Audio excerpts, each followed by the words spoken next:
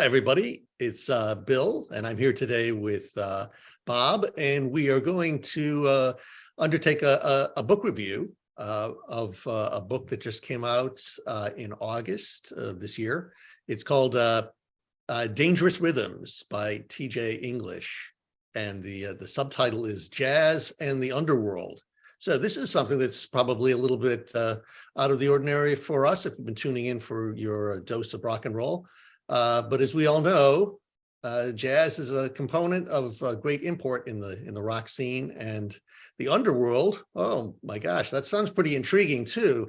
So I think it would behoove us to check in with Bob and see what he's been learning about this thing, because it seems that his hometown of Kansas City might play an important role in it. Bob, what do you got? All right, thank you, Bill. Yeah, Kansas City is featured very, very prominently in this book. And author T.J. English has traced a fascinating parallel with the evolution of jazz music in this country and the underworld. And he starts out tracing the origins of jazz pretty much to New Orleans at the dawn of the 20th century. And obviously it was a unique African-American musical expression. And it got its start, pretty much in New Orleans.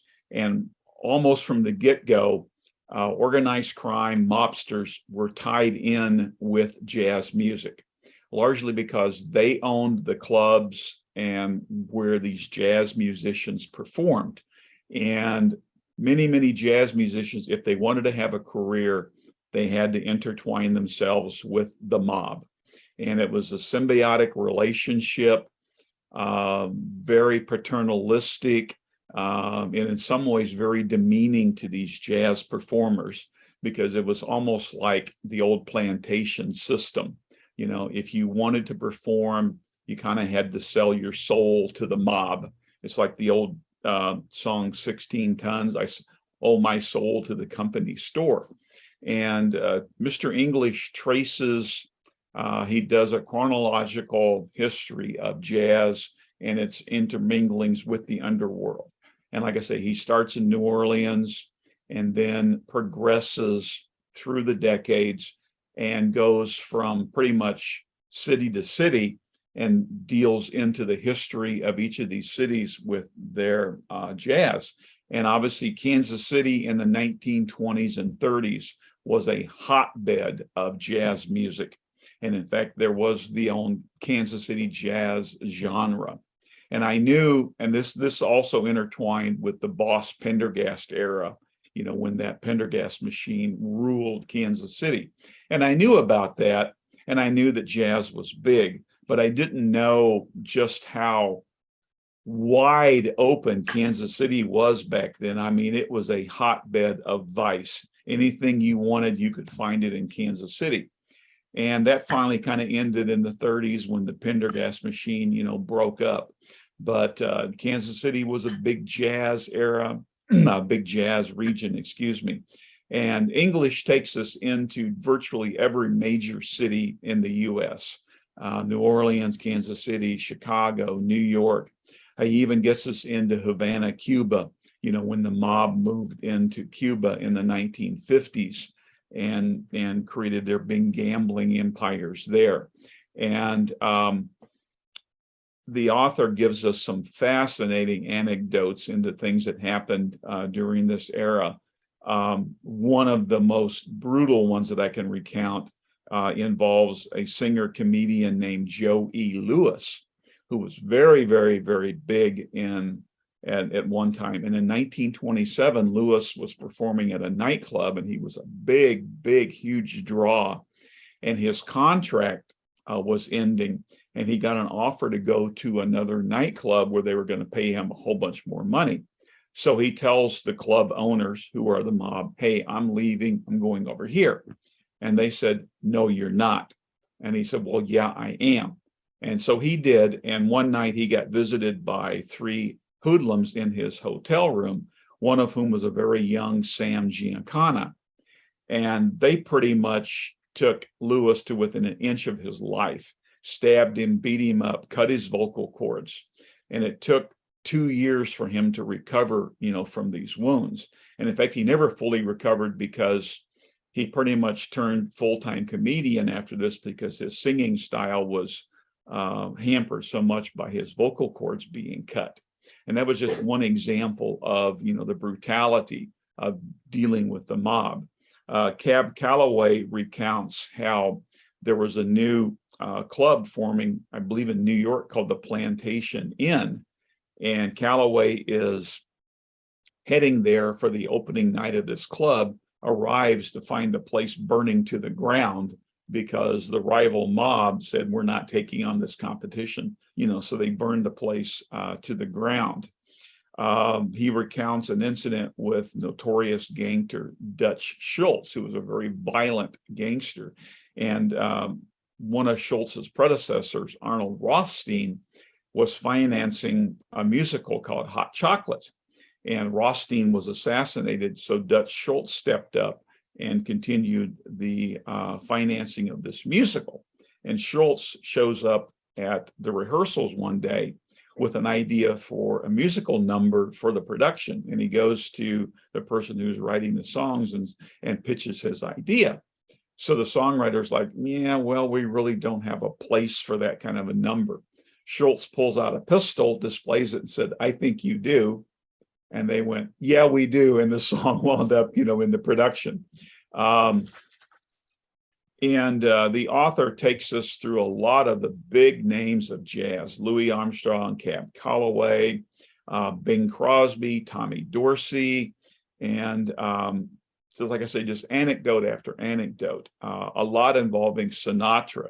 Sinatra was under contract with Tommy Dorsey, and he wanted out, and Dorsey wouldn't let him out. So Sinatra contacts a couple of his contacts from his youth in Hoboken, New Jersey.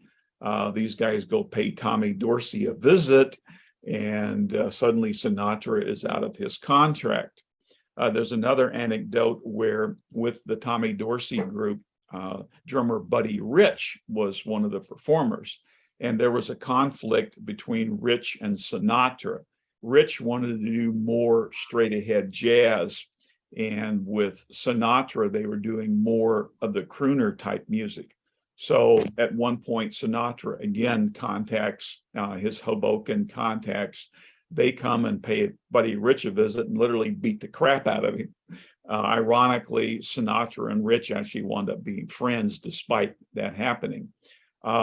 Sinatra played a big role with the mob moving into Cuba, and the book recounts how Sinatra actually was a bagman for the mob and delivered $2 million to Cuba, for the underworld there. And they used him because, with Sinatra being such a big celebrity, they reasoned that, his bags and stuff wouldn't be searched. And they were right. And he, delivered the $2 million.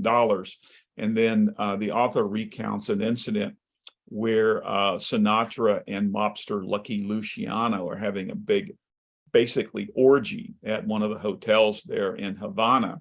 And they bring in these high-class hookers and such, and they're partying. And somehow there was this massive slip up that occurred, and a contingent of Cuban Girl Scouts led by a nun made it up to Sinatra's hotel room to pay him a visit and give him an award. So there's a frantic trying to clean up the hotel room thing. Sinatra meets them in a robe and slippers with liquor bottles still scattered across the floor. And the meeting ends kind of abruptly because 4 naked drunk call girls stumble into the room, and the Girl Scouts and the nun, flee from the place. And anyway, like I said, he takes us through decade by decade, the growth and evolution of jazz, its various subgenres, the Latin jazz influence from Cuba, bebop, and of course, jazz was intricately tied into the Prohibition era, which gave organized crime an incredible boost in this country because they just made a fortune out of the speakeasies where, jazz music was performed. And one thing I didn't know was just how popular jazz was in this country at one time. It was probably the leading music genre. And of course, we have the famous stars, Louis Armstrong, Cab Calloway again, and all of that. And he actually pinpoints the time when jazz started to decline, which was 1955 with the release of Rock Around the Clock by Bill Haley and the Comets, which signaled the advent of the rock and roll era. And in fact, that song knocked Frank Sinatra out of the #1 slot on the charts. And from there, jazz, kind of started a decline, and we had the rock and roll era and such. Another interesting little anecdote was the term hipster actually came from the Prohibition era when some club owners were trying to circumvent the liquor laws. And the excuse they used to the judge was, we can't be held responsible if patrons bring liquor into our club in their hip flasks. And it was an attempt to kind of circumvent the law, and it didn't really work. But the jargon became amongst the people in the clubs and the jazz performers, hey, are you hip? It was asking, do you have a hip flask with you? And then that led suddenly to the term hipster, which we're still using today. Are you hip? Are you tuned in to what's going on? So that was, to me, kind of an amusing little interesting anecdote about, how that turned. He takes us all the way up into close to the modern era, the decline of jazz, the decline of the organized crime. And, he lays that with the RICO laws and a lot of those investigations that helped break up organized crime, at least to a certain extent. He also deals in with the World War II era and informs us about how organized crime actually worked with the US government, to help defeat the fascists and such, and that the mob was so intertwined into the docks, with the Longshoremen's Union, and they actually enlisted the aid of the mob to ferret out German spies there on the docks who were passing on information about our shipments. And then, there were some gangsters that had been deported back to Italy and Sicily, and they used them, to get intelligence on what was going on with fascist Italy and such. So to me, it was a very fascinating book. It flows easily. It's easy to read. I have heard some criticism of the book that maybe he's a little weak on some of his fact checking, but they seem to me to be minor things like, well, he got so-and-so wrong playing this instrument. But there's a huge section at the back where he lists all of his footnotes as far as sources and stuff. And, I'm not necessarily a big jazz fan. I really love Cab Calloway and some others. But to me, it was still a fascinating slice of history. And I was kind of stunned to learn how many performers that we think of today as being so clean cut still had these mob ties, including Bing Crosby, and Crosby at one point was facing some extortion from mobsters who wanted a cut of his take. So he actually reached out to, I believe it was Walter Winchell, maybe. Anyway, Crosby reached out. Other mobsters came in and said, lay off Bing. So Bing got out from under the extortion, but then he had to pay a price because the mobster who came to help him suddenly is enamored of Bing. And Bing had to say, well, how can I repay you? And the mobster says, I love golf. Let's play golf. So Bing Crosby is now a golfing partner, with this mobster. And he finally had to break it off because his manager said, hey, this is not a good look for you, So like I say, just some fascinating anecdotes peppered throughout this book. And, you can learn about, the mob and the jazz in virtually, every city in the country. So I found it fascinating. It's an easy read. And, if you like music and you're a history buff, I recommend it. Well, Bob, it sounds like a great read. As I was doing some prep for it, I just started the introduction, and it does really kind of hit some of those very intriguing things about America in the first half of the 20th century.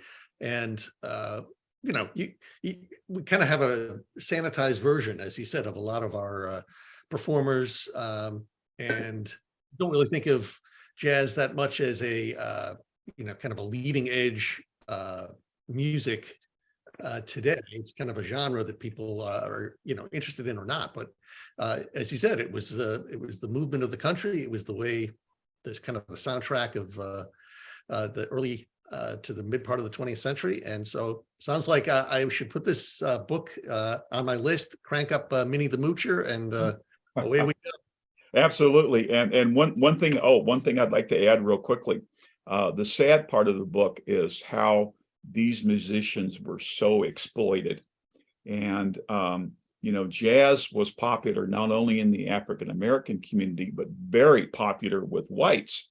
And so many of these clubs, you had performers that were Black with an audience that was white, because Blacks weren't even allowed to come into these clubs. And the most famous one, the Cotton Club in Harlem, again, like I say, all of the dancers, choreographers, singers, performers were Black. And the only Blacks that were allowed into the Cotton Club were stars themselves. And even when they were admitted, they were relegated to tables out by the kitchen. They weren't given the best tables. And there were cotton clubs that popped up all over the country, and they all had this same kind of plantation type theme. And the author recounts how another popular name for these clubs was plantation. You had the Plantation Inn, Plantation Club, again, popping up all over the country, including, I believe, St. Louis. And again, they were all very much a segregated thing. The Blacks were the performers, but it was the whites who were the audience. And very sad. And then once Prohibition ended, the mob had to find new sources of income. So, they moved into the music industry in a big way, taking over jukebox concessions, recording contracts, all stuff like this, plus drugs. And he talks about how the mob started introducing heroin into the country. And the mob made a conscious decision that they would not push heroin into the white working class neighborhoods. They specifically targeted Black and brown neighborhoods. And so a lot of jazz musicians, got hooked on heroin and destroyed their careers and their lives because of, how the mob pushed that. So a glamorous, high energy music that had a dark side to it. So anyway, good read. Well, thanks a lot, Bob. It sounds like something we definitely should check out. Thanks everybody for watching. We'll see you soon. Well, put down your Playboy, put on some hush puppy shoes. Let's play it one time. Woo!